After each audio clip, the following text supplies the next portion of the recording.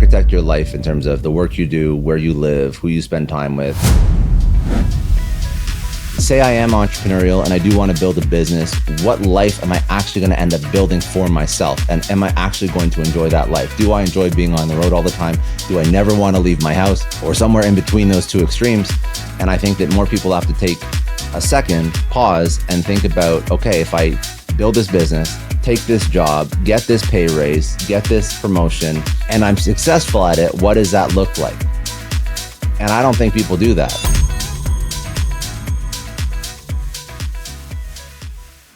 This episode is brought to you by Reliance Hospitality Global, where hospitality meets strategy. Whether you're developing your next hotel, need help navigating operations, or you're looking to increase profitability through our expert consulting and business process outsourcing services, Reliance has you covered. From boutique independents to full-service brands, we help owners, investors, and partners unlock value at every stage. Visit RelianceHospitality.com to learn more, and let's build something remarkable together.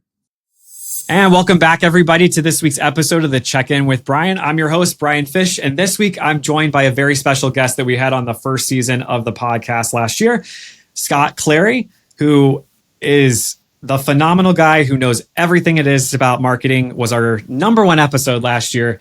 And as I was just telling him before we got started, that he is one of two people that I get run down in airports and at conferences to find out, do I have his cell phone number and how do I get in touch with him? I do. You're not getting it. You can follow him online and download all of his content. So we're just going to dive right into it because God knows with him, we can probably be here for the next 8 hours. So let's get started. So what have you been up to since I saw you last? In New York? It's been a year. It's actually been I think just a year, which is crazy. So funny. So I still run my podcast. I'm sitting in my studio right now. That's where I spend a lot of my time and energy, because for me, this is one of the most fulfilling things I could ever do, right? Just like hanging out and chatting with awesome people. That's really been most of my focus. I still can't believe it's been a year. I feel like since we moved down from Toronto, Miami doesn't have seasons, and like the year just flies, dude. It just flies. I can't believe how it's August already. It's actually I know. wild. This is my business, so I just try and get better at my craft, get better at interviewing, get better at asking the right questions, get better at being curious, find ways as a marketer to repackage the content and find a way to make it resonate with my audience more or reach a new audience. When I'm in something, I just get obsessed about it and I just study it nonstop. Every single day I'm studying, oh, this podcast is growing. Why are they growing quicker? What's the format they're doing differently? Where's their main growth channel? Why are their hooks on their TikTok so compelling? How come they're growing like their Facebook page so quickly? Oh, they have a newsletter. What's their newsletter growth strategy? Like I'm just all in on the marketing of the thing and I just get obsessed about it. And that's really like my main focus. Like I still do other stuff as well, but not to the same degree as this. Yeah. Did you find moving from Toronto to Miami, would you say that's helped you from a business perspective? Yes, I think that where you live is incredibly important. I think it's incredibly, incredibly important. Actually, moving to Miami, but I could make the argument that I could have moved to New York or LA. So I don't want to just pretend that Miami's the only city. There's a lot of good in Miami too. I mean, like from a quality of life, like obviously weather's great. It gets a little hot, but weather's great. Tax is much better than obviously where I came from in Canada. Well, yeah, I was going to say that you probably felt like you instantly got an infusion of cash with the tax rate change. Right. But it's also just good for life reasons. I mean, like, a lot of people moved down here after COVID. I think being in a major city in the U.S., major coastal city in the U.S. especially, at some point, basically everybody who you would ever need to have access to is going to come through this city. Right. So they may not live here, but pick an influencer, pick a celebrity, pick a business person that you want to do business with. They're going to come to Miami, New York, and LA at some point. Yeah. So from a networking perspective, it's also been life-changing. Just having access to anyone. And also because, I mean, for a living, I interview people. So that also helps because I'm about 15 minutes from the airport. So yeah, it's been one of the best moves we've made. Yeah. But no, it's true. Like location has so much to do with, I mean, it does change your life in a lot of ways when you move, like from a quality of life perspective. But I know that like this last couple of months, I've been spending a lot of time between Phoenix and Houston. And Houston is like the epicenter of a lot of the hotel investors in the country.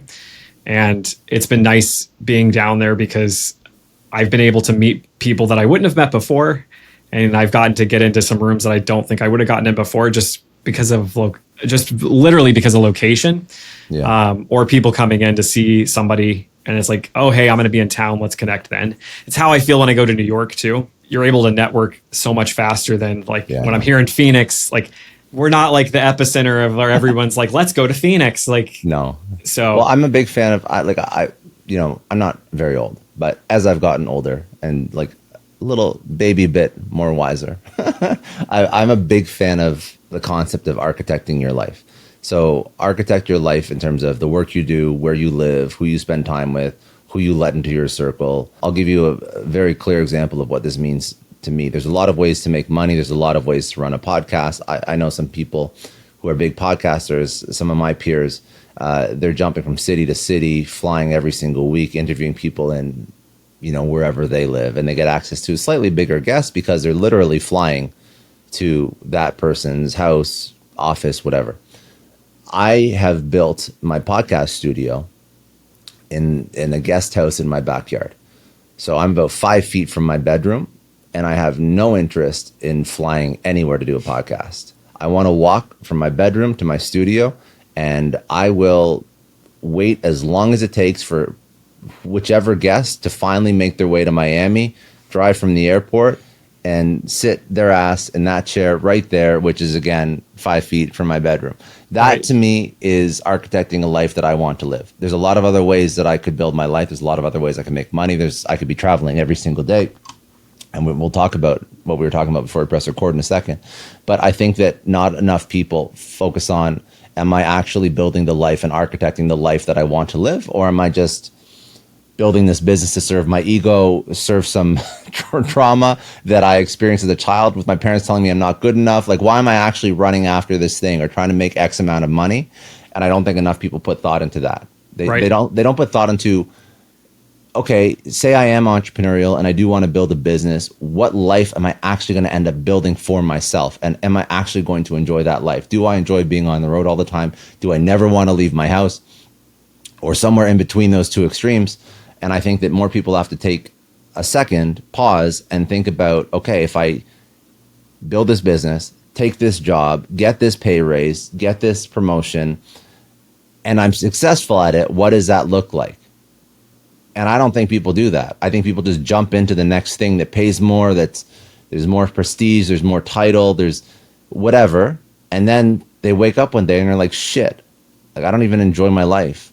Even though outside it looks great, outside looking in, it looks great. I don't enjoy my life. So, we were talking about speaking and traveling and how time consuming it is. And I love speaking, but I also love being at home. And I also love spending time with my friends and with my better half, Gina, and not traveling and basically just, spending 2, 3, 4, even, 5-10 days a month on a plane or on the road somewhere. Yeah, or in a different hotel every night where you can't even remember. I just don't enjoy it. So I've actually slowed down on the speaking because it's just so time consuming. And I'll tell you another story from when I first started my podcast. I can't remember if I told you this story in the first time we did the episode, but whatever. It'll be better the second time. Yeah, it'll be better the second time. Yeah. When I first started my show, I had Guy Kawasaki on, who was one of the first employees at Apple. I had him on really early on. I was so nervous because I had just started my podcast and he agreed to come on. I'm like, oh shit. It's like a big deal.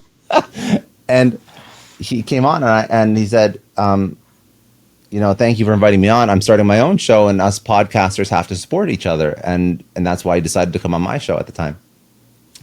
And I'm like, oh, that's so interesting. Like, why did you start a podcast? And he's like, well, Scott, and he was, and still is, a professional speaker, but he's like, I was speaking 300 days of the year. I was speaking nonstop, basically. I was traveling, speaking. I would go from, stage to, I would go from home to hotel to stage to hotel to home to, and sometimes not even going back home in between. And he was just a professional speaker. And he was getting paid something like $50,000 a speech. He was making really good money. Yeah. And this is what he was doing for a living, right? Which is a motivation to keep getting up every day to go to the next one. It is a motivation. Yeah. That's not nothing. So you're pulling in a lot of money speaking. Yeah. And he said one day I jumped on some guy's podcast. He didn't name who the podcast was, but there's only so many that make this kind of money. He jumped on some guy's podcast, and he said after the podcast was done, I asked the guy, I'm like, how much money do you make with advertisers? And he's like, well, per podcast, I make about $50,000. And he's like, he was making me the same amount of money sitting at home podcasting as I was jumping on a plane and flying to God knows where and jumping on a stage and speaking. And Guy said, you know what? It sounds a lot better to make $50,000 from my living room than $50,000 from some country somewhere in the world. So he's like, I decided to start a podcast because that seems like a better quality of life. And that is the perfect example of how to architect your life in a way that you want it. So obviously, day one, he's not going to make $50,000 a podcast, but he's moving in a direction of something that's going to improve his quality of life. And eventually, if it's done properly, and I think that anybody, if they put enough energy and time towards something, can find a way to do it to a degree where it turns into like a significant source of income.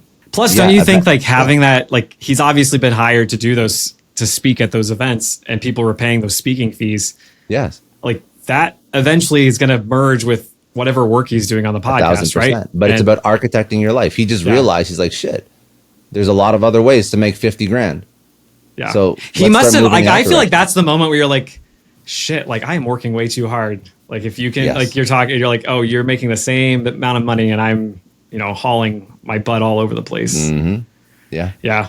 No, like I was telling you before we started, it's, I had to really look at coming into 2025. It was like, I looked at what we have done in the past, I say 12 months, but really I want to say like the worst part was probably like the last 8 months of the year, where it was conference after conference. It was event after event. We were recording this. We were doing this 100% live before because our thought process at the time was it was important that we did it live.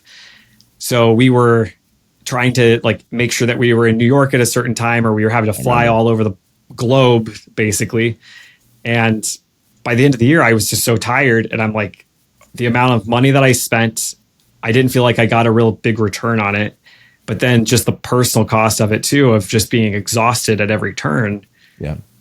It was like, is this really worth it? And then I'm thinking to myself, some of these events I go to, they net nothing. And it's really just they're really just a reunion. So because a lot of these people, because the same people go to every show almost. So this year I was like, I'm not going to do that. I picked specific ones I'll go to for multiple reasons, but I just am not going to say yes to everything. But like I'd like to run this by you because there's 3 people in life. Well, maybe 4 people you probably need. I would say you need a good attorney. You definitely need a good CPA. I have an amazing therapist, Dr. Donna. She's fantastic. And then I'd say maybe 4, because then we'll throw the priest in there. I think you need a priest every once in a while. Once in a while, I agree. And I'm not even Catholic, and I think you need a priest every once in a while. I think a priest is like low-key a therapist too sometimes. Yeah. I know. So I compare it. If let's put Dr. Donna and a priest together, I feel like Dr. Donna, she at least will tell me, Bryan, you're full of shit. You're talking yourself into a wall. Like, I love her. We're hoping to get her on this year to talk, because she's like, I like that. She's amazing. Yeah. Bringing your therapist on is risky. Good for you. Yes. To do that. Yeah.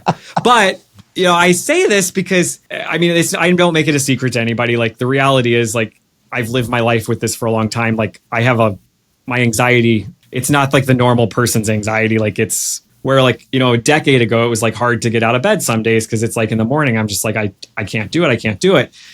And she said to me, probably 2 years ago, she's like, why do you wake up at 5 o'clock in the morning? Why does your alarm go off at 5? And I was like, well, because I'm supposed to. And the whole thing came out of the fact that she was like, how do you feel when it goes off? I was like, well, I'm pissed every morning when my alarm goes off. So she's like, you're getting out of bed and you're already angry. Yeah. And what was interesting is I didn't have a good answer for her. You know what my answer was, Scott? I get up at 5 o'clock in the morning because I've read all these articles that say if you're a good entrepreneur or a good leader, you wake up at like 4 or 5 o'clock in the morning. And she goes, so do you think that you're not good at what you do? And he's like, no, I'm very good at what I do. She's like, then why are you taking advice from other people?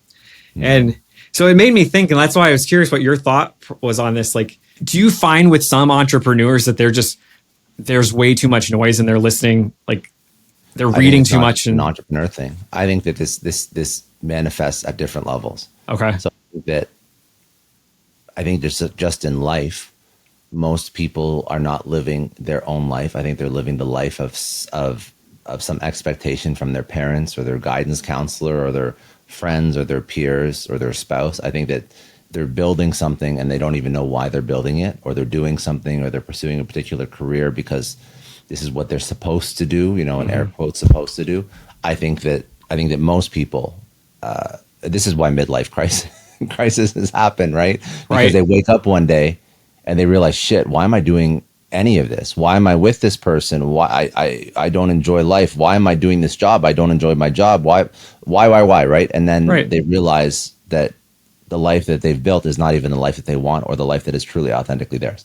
Now, and one exercise that I actually like, I really, really like this exercise, is the concept of dying every day. And it's a metaphor, obviously, not literally, but what you do, it's very simple. It doesn't have to be so deep. Every night when you go to bed, pretend that when you wake up in the morning, you're a brand new person and all your obligations died the night before. So you're a brand new person. And if you had no obligations, meaning that you didn't have an obligation to go to the job that you had, or an obligation to build the business you're building, or even an obligation to be with the person who you're with, would you choose those things that day? And if the answer is no, it doesn't mean that you blow up everything and you divorce your spouse and then you quit your job, or you bankrupt your business. But it does mean that something is not aligned, and you should start trying to figure out why you would not choose that person, that business, that activity, that call, that whatever it is that day. Because then I think that's very telling that you're doing a lot of stuff that you hate doing. And not to say that, listen, it's not to say that on the journey to building a business, you're not going to do stuff you don't want to do, or on the journey to a healthy marriage, you're not going to go to that one movie that your spouse likes, but you probably don't like. That's not what I'm talking about. I'm talking about on a much more macro, higher level scale. Like, would you choose that person, or would you choose your life if you could just start fresh? And if you wouldn't choose it, then you have to figure out how to get more in alignment. Or I would actually recommend you start moving towards a hard decision, because nobody wants to live their whole life resenting anything. That's not healthy. However, you asked about information overload. So I think that first, at a macro level, people are not living the lives that are authentically theirs.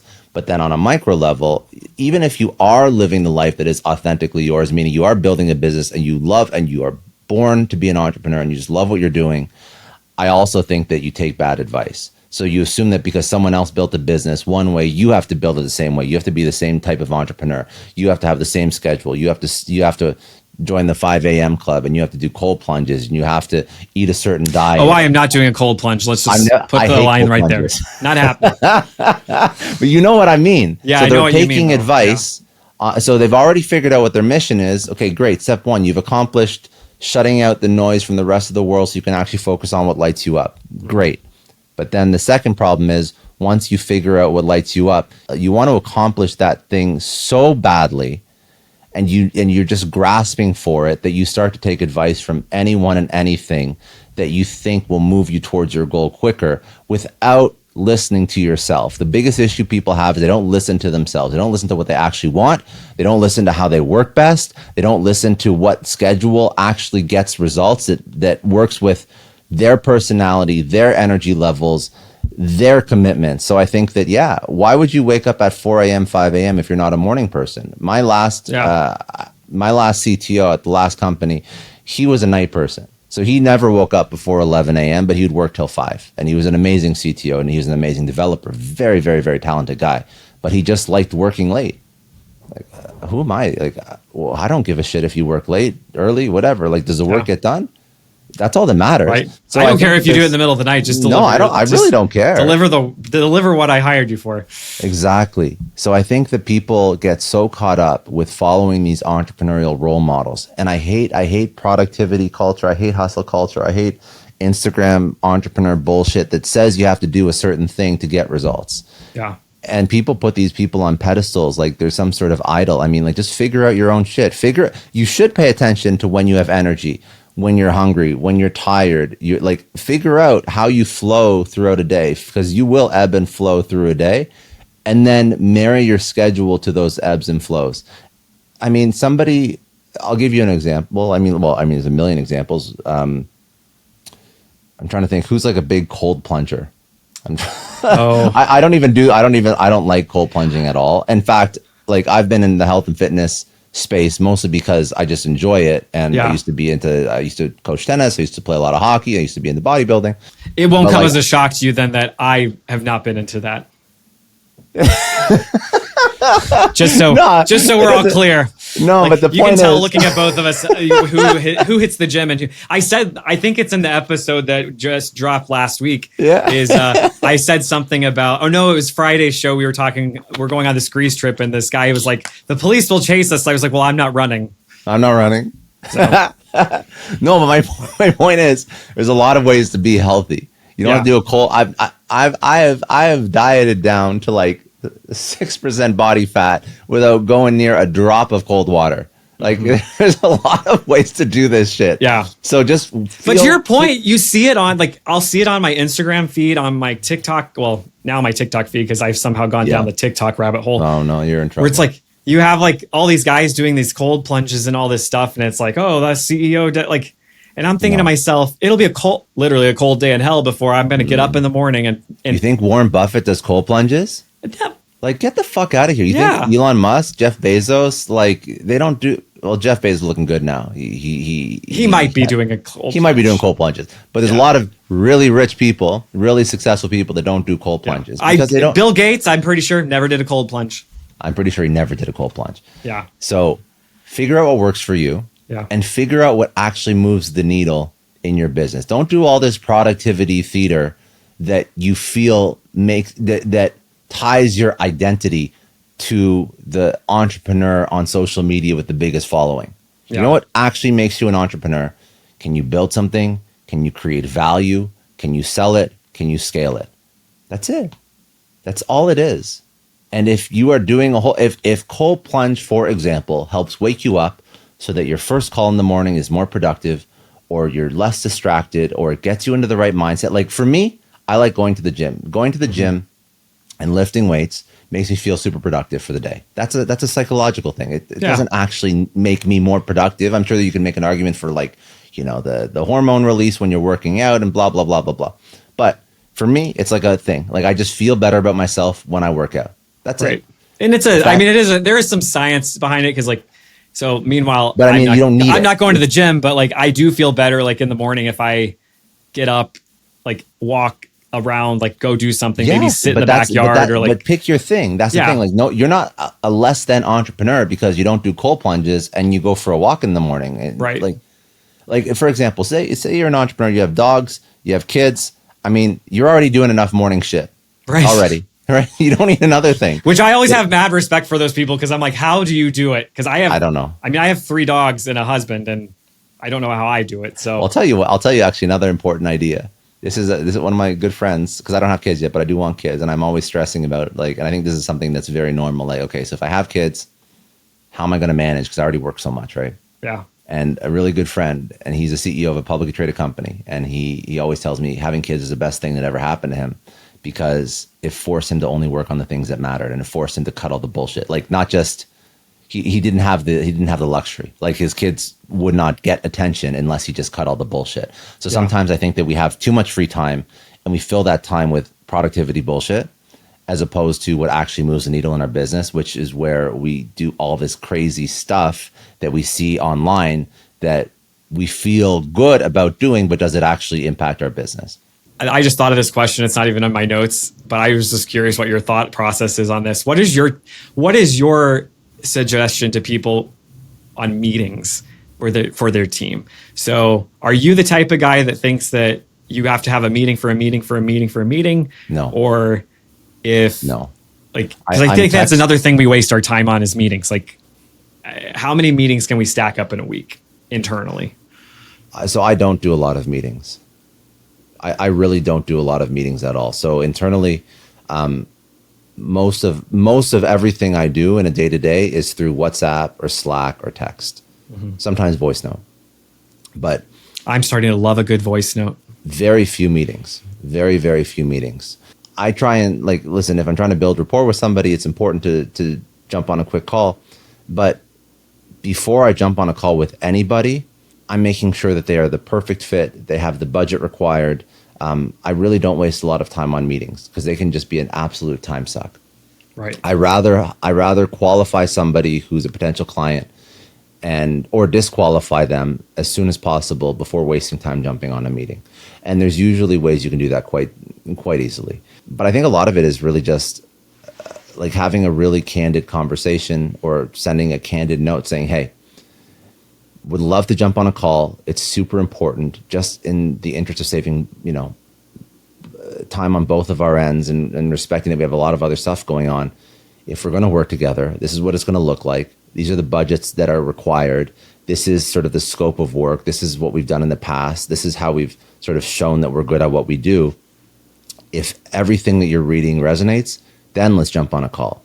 But let's not jump on a call if you're not looking to spend this much money or you're not looking to run a campaign similar to what some of our best campaigns look like.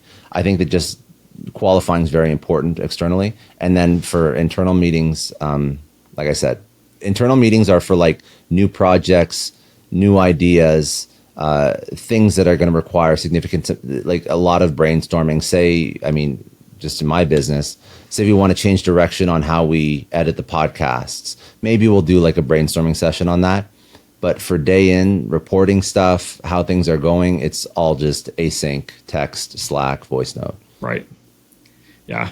No, I agree. I think it's interesting to me watching, because I've had colleagues that have come from more corporate environments than corporate's the worst. And it's corporate's a meeting for everything. And also, that how many people are invited to meetings that don't have to be there?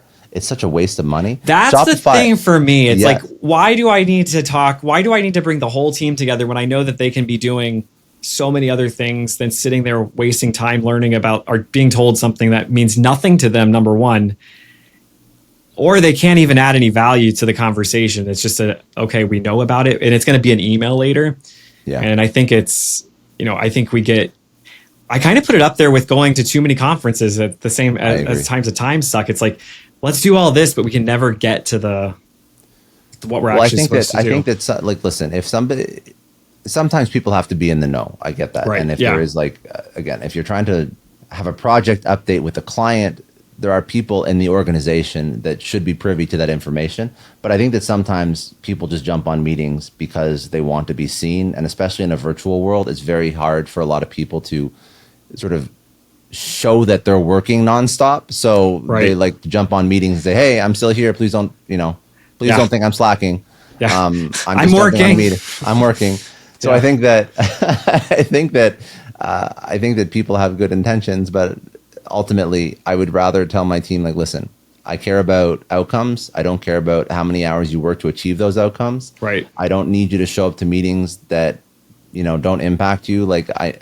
If the things that we're working on are delivered, that means I know you're working. You don't have to, go on a meeting, go mute, shut off your camera, then be scrolling on TikTok for an hour. It's not impacting my perception of your work. But I think that some people just show up because they want to be seen, they want to be visible, and I think that in a virtual world, you always want to make sure that your boss thinks you're working, but I think that if you're working for a boss that needs to see you on a meeting that's not even relevant to you to understand your worth, honestly, you're working for the wrong person.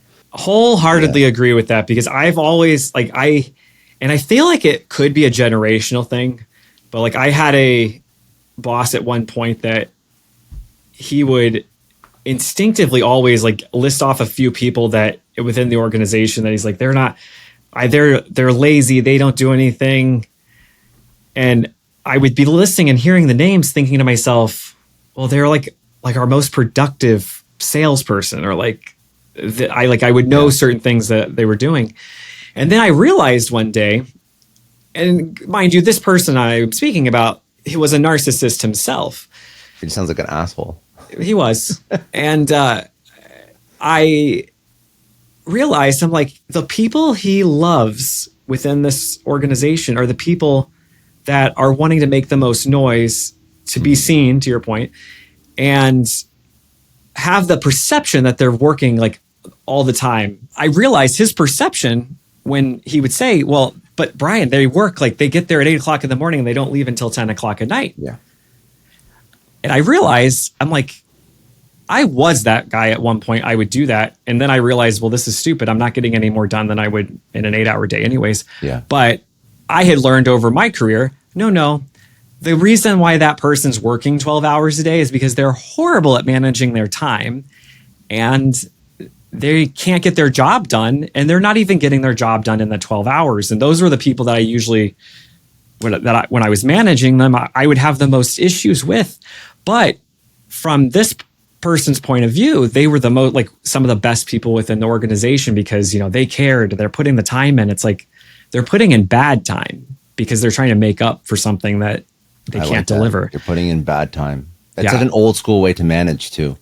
100%. How many hours is that bum in a seat? Like, yeah. Tell me you don't know how to manage a person by telling me really, that's like, what do you care about? I really don't understand why anybody manages like this ever. I feel like we always say this is like a bad manager trait, just measuring how many hours somebody puts in at the office. And I'm like, there's no way people still care. And there's no way that somebody actually cares about how many hours somebody's at an office versus the KPIs and the performance. Like, that doesn't make any fucking sense. How does a human with half a brain actually think that it's better to be in a chair for 12 hours than to exceed the metrics or kill it at their job? But then every once in a while you're like, oh yeah, there was this guy that did care. And I'm like, where do these people come from? Well, like, how are they sitting at home just thinking like, damn, I'm so glad that my whole team just got here at 7 a.m. and didn't leave till 7 o'clock at night. Well, and funny enough, like this person I'm talking about, and I think this is very consistent with a lot of people that have that mentality, they weren't showing up to the office till 10 o'clock in the morning. Like, funny. So it's like, you Pot have this kettle black. Exactly. And it's like, you have this idea, and then it's like, well, but they'll stay late. It's like, yeah, but you're also not doing anything either. So like, you're just like every other person. It's all theater. It's all bullshit. Like, it's just to make you feel good about, like, I used to say it just was to make people feel good about paying the rent. And it's so, work's changing. Work has changed. Apparently not across the board. I asked some salespeople we were interviewing recently that are all remote, how do you manage your time? What types of things do you put in place for yourself? Because there won't be somebody there to monitor you. And I think there are people that aren't good in a situation where they can't be monitored. But I think there's a million different types of personalities. Right. Work. Right. So yes, I think that some people enjoy the social experience of being in office. I think some people have an easier time building relationships when they meet somebody in person. Right. I that's something for me is a big deal. Like, if I've been building virtual companies. Okay, how long now? 7, 8 years. It's only been virtual. I haven't been in like an office or even hired somebody in person in a very long time. So I'm very used to it now. It's like it's kind of comfortable for me. I know how to onboard somebody. I know how to communicate with them. I know how to get them motivated about their work.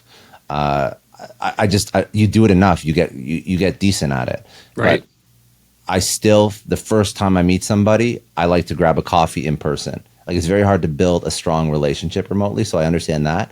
But also, like, if I'd been doing it for 8 years, then yeah, it's very uncomfortable. It's hard if I don't have the tools or the know-how, or if I don't really know how to motivate somebody, and the only way that I can get them to work is because I don't actually care, for example, about their career goals, and I've never even paid attention to where they want to end up in their career, which is a great way to motivate somebody. If I've never done that as a manager, and I have no idea where they're going to end up in 5 years from now. And the only way I can make them work is just by walking by their desk every 45 minutes.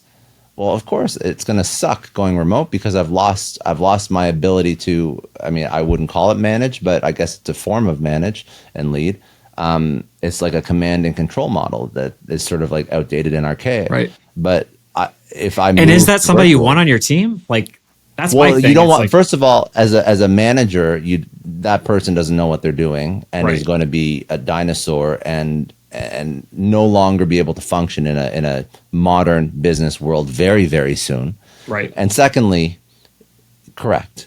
If a person who I've hired has no interest in doing the work that I've hired them to do, and they only do it because they see me walking by my desk, it's a compounded problem, right? Like, first of all, no, that's not a great person that you want to work for you. But also, the reason why they probably don't give a shit is because they don't see their future with your company, and you haven't made an effort to figure out what they actually want their future to look like. So they're just sort of like going through the motions and existing and pulling a paycheck. I mean, it's as much their fault as it is your fault. It takes two to create a situation like that. Meanwhile, if when I was hiring them, I understood where they wanted to end up, how much money they wanted to make, what they wanted their life to look like, what education they needed to get to the next level, what title they wanted to hold, what company they maybe wanted to work for if it wasn't mine. Maybe they want to work for Google in 5 years. If I know all these things, and as the company, I'm finding a way to move them in a direction that's going to accomplish their life goals, and it's not really that hard to help somebody accomplish something like this. No, not at all. Then all of a sudden, the time while they're with my company, they're giving 150% because they know that I'm one of very few companies that's going to help them understand how to get a project manager role at Google in 5 years after they spend 5 years with me. But if I'm willing to do that, I'm getting more out of that person than most other people ever will. Yeah. But most people don't go through the effort of even caring about what that person cares about in life, where they want to go, what drives them as a human, what lights them up. Because people, I don't know. I found that if I know where people want to go, honestly, like the management and the work and the leadership takes care of itself because I'm just helping somebody get. I'll give you a more concrete example, not so esoteric. My CMO right now, his name's Ali. I've been working with him since I started the podcast. And he manages my whole editing team and whatnot. And when I first started working with him, I found him on, it was like a Fiverr or an Upwork, I can't remember. He's not based in the US. So we connected, he started working, he was doing video editing. And basically, he wanted to build a whole marketing agency, not just be like a solo video editor. And that was his goal. And I said, okay, let's get you there. And over the past 6 years, he's asked me everything and anything he's ever wanted to ask me about: how to build out an agency, how to hire, how to close more deals, how to build out an offer, how to build out websites, how to write great copy for landing pages. And I don't know everything, but I've helped him enough to the point where he has a really decent sized marketing agency right now, and he's making more money than he knows what to do with in his home country. And like, he's still my CMO, but he works with a whole bunch of other clients, and he has a whole team now supporting many clients. And obviously he's done like the best work for me, but also he's built his own life in the process. Mm-hmm. And I think that's like the best thing you can ever do for somebody. And I'm not taking credit for his work, but I'm just saying, like, at least I gave a shit enough to care. And if he ever asked, I'd help him along the way. Right. I don't think many people even do that. But now, like, that, he's giving me 150% of himself. And at the same time, he's accomplished his career goals. And we found a way where he could even accomplish his career goals and not sacrifice sort of the quality of my work, because I've given him a playbook for hiring and building out SOPs and sort of guaranteeing a quality of work with the people that you hire. So even as he moved away from my editor, because he doesn't edit my stuff anymore, now he manages a team, the quality was never sacrificed. So that is the perfect example of, in my opinion, how you actually manage and lead somebody. You help them get to where they want to go. And if the future version of them includes you, great. Like with Ali, it did. I love it. Thank God. I don't want to find anyone else to do my stuff and run my podcast. And it's got to be fulfilling for you to see what he's done. Well, yeah, for sure. But I care. Yes, for sure it is. Like, if the future version of Ali was like, listen, Scott, I want to do something else. I want to start my own podcast. I'm not going to be doing this stuff anymore. But okay, let me get you there. And then, as opposed to just stopping work one day, let's set a period of time where we can find somebody new. Please just help me train somebody new. And then after that person's up and running, we'll say like give them like 3 or 4 months just to learn how you do what you do. And after that new person's up and running, then you go do your own thing and we don't have to work together anymore. And the future version of Ali doesn't include me, which is fine. It doesn't matter. But at least I got, again, 100+% out of him while we were working together, which I think is the biggest issue people come across. They have these people that are half in, half out, quiet quitting, taking interviews while they're on their lunch with other companies. They're not fully invested. They're drifting through their day. If somebody's not walking by their desk, they're not really working that hard. All these things could be rectified with just them believing and you delivering that, and them believing that while they work for you, you are going to help them get to where they want to go. And if you do that effectively, they will give 150% of themselves. And I do, like you mentioned quiet quitting, because that was on the headlines a lot. I remember last year. It still happens. And it's still happening. But my thing with the quiet quitting thing was that's if you have quiet quitting happening within your organization, it's not a them issue. It's a you issue with you and your leadership team. You need to look inside because you're not paying attention. Because I feel like we've all had those people that have worked for us where it's like, something's up, but but I think you and I are probably similar in terms of we want to have a rapport with the people that we're working with and like understand them. And, my thing was always, it's easier for me if I know more about the person or I know what makes them tick. I can make them more productive at the end of the day. Yeah. And which always made me happy. And and you said another great thing. Like the reality is the future doesn't always, just like relationships, the future doesn't always include certain people. So, and it's the same personally, it's the same professionally. Yeah. It's hard to find people who have had the same friends for 50 years. It's also, and then it's almost impossible to find somebody that's had the same boss for the last 50 years. But I'm not even 40 yet, so I couldn't have had the same boss. But my goal when I work with somebody is like, give me 3 years. Mm-hmm. Because I have to onboard you. I want to get good work out of you, and give me 3 years, but don't like quit at the 2.5. Yeah. Like if you want to, so at the 3-year mark, you're probably going to want more money, different title. You're probably going to, whatever you want to do. If you're working around entrepreneurs, you tend to want to become one at some point too, which is a whole other thing. But just give me 3 years. And then at the end of 3 years, where do you want to be? How much do you want to make? Okay, let's find a way to get you there. Or let's find a way. If I don't have a big company right now. I've worked in bigger companies before, and I used to have opportunities to move people into different positions. I don't have that right now. Like I don't have like another director position in a podcast. There's no director position. So if you're doing marketing for me right now, okay. So if you want to take the experience and go somewhere else, that's fine. But don't start going there at the 2.5-year mark. I'll help you get there, and we'll find a way, and I'll write you the best reference letter ever, and I'll make some calls to people that run larger companies, and I'll get you a job there. But give me the 3 years, and then you can go somewhere else. Yeah. And I think you have to, as a leader, I think you also have to be open to having that conversation with them too. You have to. And accept the fact that the person is going to go and move on to do different things, because like it makes me happy to know people I've worked with and that have worked for me have gone on and are doing amazing things, and they're working for great companies. Mm-hmm. And like that gives me satisfaction knowing that I did. And I don't think I really and maybe it's because we're getting older, but I feel like now it's like you do come in contact with those people and you haven't seen them for several years, and then they tell you. And then it's always the weirdest things that they'll tell me as to why, like that, oh, Bryan, you helped me so much with XYZ thing. And I'm thinking that was in my mind, I'm thinking, how is that the defining moment for like how you decided to like pursue this harder? But then I'm like, I guess it's like parenting. Like you just show what you're supposed to do and you do the right thing. Yeah, I mean, that's really it. But it's also like, that's why it's so important to like lead by example, right? Because you never know who's watching. Thank you for checking in with me today. With Scott Clary, one episode just doesn't cut it.